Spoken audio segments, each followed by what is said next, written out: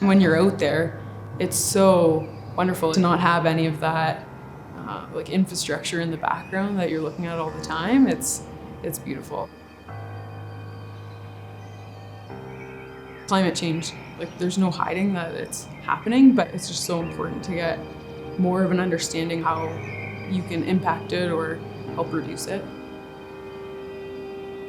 So my degree is in geography and environmental management. The biggest thing I feel, especially with oil and gas, is that people just aren't educated with it. We need to be concerned about what we're emitting into the atmosphere, absolutely. Should we be scared about climate change? Absolutely. To me, this argument is actually not pro-oil and gas or anti-oil and gas. It is not so much, you know, is it evil or is it not? Because that's really what it gets dumbed down to in the media. Before I went to school and started to actually learn about the environment, I did have some misconceptions about the oil and gas industry. And now it's completely changed.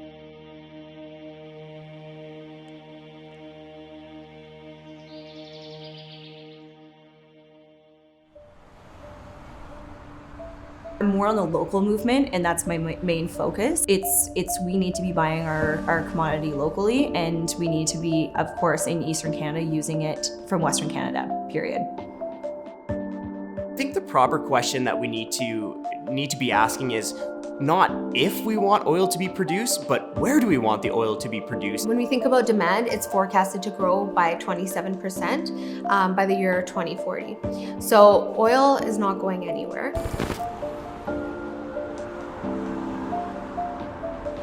When we do not develop it here, it will get developed somewhere else. Because why? We use that commodity. Fueling your car, we're talking about plastic, all of our medicine, we're talking about everything that is a derivative of petroleum byproducts. We forget about the byproducts. And so, you know, when you're changing your baby's diaper and you're using Vaseline or petroleum jelly, that's a petroleum byproduct. And if we're like, oh, let's switch to almond oil, well, now we're looking at an agriculture sector. That's already very energy intensive itself. The demand for oil isn't going anywhere anytime soon. So where would you want that oil to be produced? In Canada? Or in places like Venezuela, Nigeria, or even the United States? The environmental protection in Alberta, especially for the oil and gas sector, is definitely significantly higher than other energy sectors in the world. As much of regulation and policy in place not only to protect the environment, but to ensure it's reclaimed afterwards. Like there's so much work, all of these steps to make sure that we are paying attention to the environment and the wildlife and all of the social responsibilities that go along with it. Unfortunately, most of Eastern Canada imports its oil from OPEC oil countries. It's traveling across our oceans to get here. You know, it's not rocket science to understand that you gotta act locally and think globally. By buying oil locally here in Canada, you're reducing the risk of spills, emission impacts. It's way more advantageous to be local.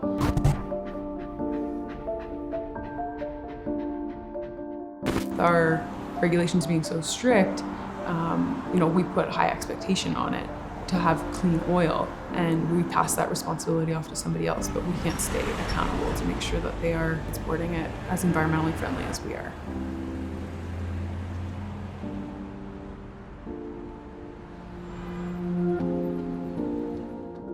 Canada has the third largest reserves of crude oil and the fifth largest production of natural gas in the world.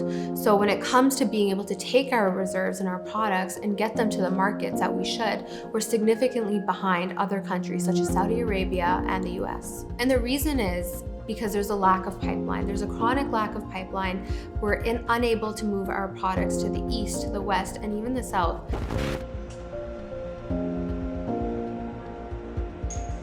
We're not receiving the price of oil that we could be if we had the additional pipelines to reach the foreign customers. years.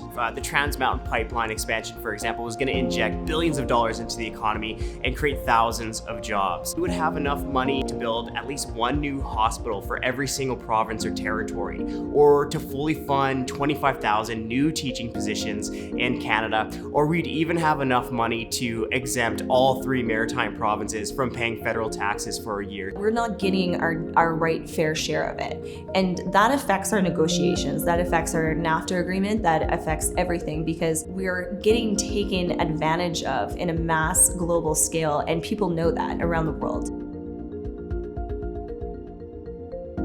People don't understand how efficient or how safe pipelines can be. And I also think that people are thinking about it in more of an either-or type of terms, right? Like, oh, we can only help the environment and only have economic development. But we need to be able to walk and chew at the same time here. What we're transitioning into, what the oil and gas industry in Canada is really transitioning into, is energy as a whole. That they complement each other, they're not competing against each other. We need to be buying locally, we need to be using our products locally, and bringing it in is ludicrous to me when we have it in our own borders. By buying local, you support clean energy.